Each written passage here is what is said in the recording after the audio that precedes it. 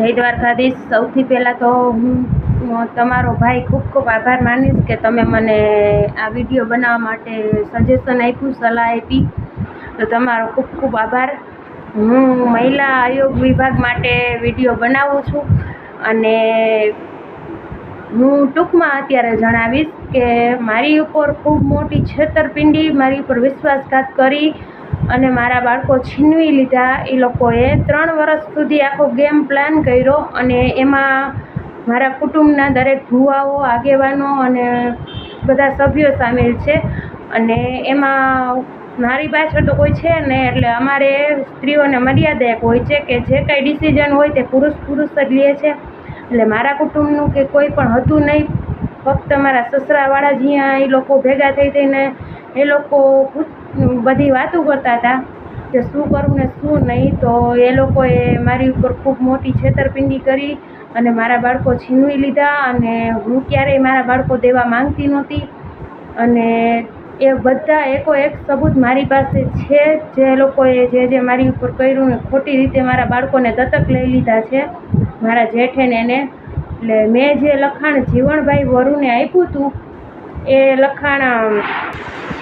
એ લખાણના વિશ્વાસે મેં ત્યાં જઈને સાઇન કરી આપી હતી અને એ લખાણ બીજું જ હતું અને 1.5 વર્ષ પછી મને કોર્ટમાંથી જે લખાણ મળ્યું એ લખાણ જોઈને તો હું વિચારમાં જ પડી ગઈ કે આ લખાણ હતું જ નહીં। એમાં જે છોકરાઓને દત્તક લેવાનું લખ્યું હતું એ લખાણ નહોતું અને જે લખાણ મેં આપ્યું હતું એ બધાના સબૂત, બધા તારીખવાર સહિત મારી પાસે ફોનમાં છે અને બધા ભુવાઓ અને આગેવાનોએ મારી ઉપર એવું કીધું મને કે તારે જો છોકરા જોતા હોય તો તારી મિલકત જાતી કરી દે।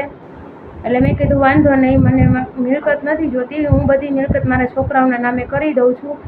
એવી રીતે મને સાઇન લેવડાવી અને એ લખાણ બીજું હતું, મને જે લખાણ મળ્યું એ લખાણ એ નહોતું અને ખોટી રીતે મારી સાથે દગો કરીને મારા છોકરાઓ દત્તક લઈ લીધા એ લોકોએ અને ખુદ વકીલ સાહેબ મારી સાથે આગલે દિવસે વાત કરે છે, એનું થોડુંક રેકોર્ડિંગ હું અહીંયા સંભળાવીશ અને બધા જ પ્રૂફ મારી પાસે છે કે હું મારા બાળકો દેવા માંગતી જ નહોતી ક્યારેય।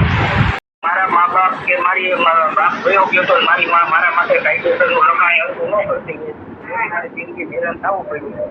એવો રસ્તો કાલ ઉપર સાંભળવો ન પડે। એ વાત સાચી છે તમારી, પણ બંધાઈ જાય છે હાવ। અને આપણે તો એનું નથી જોવાનું, તમારું નથી જોવાનું, છોકરા કાલ ઉઠી હેરાન ન થાય આપણે જોવા।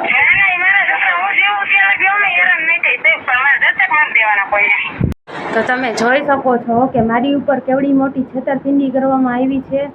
તો હું મહિલા આયોગ વિભાગને વિનંતી કરીશ કે પ્લીઝ મને ન્યાય અપાવો, મને મારા બાળકો પાછા અપાવો। મારી સાથે ખૂબ મોટી છેતરપિંડી, વિશ્વાસઘાત કરવામાં આવ્યો છે અને આવા બધા જ પ્રૂફ મારી પાસે છે બધાયના અને વાર તારીખ સહિત બધાયના પ્રૂફ છે મારી પાસે, તો તે હું ત્યારે રજૂ કરીશ।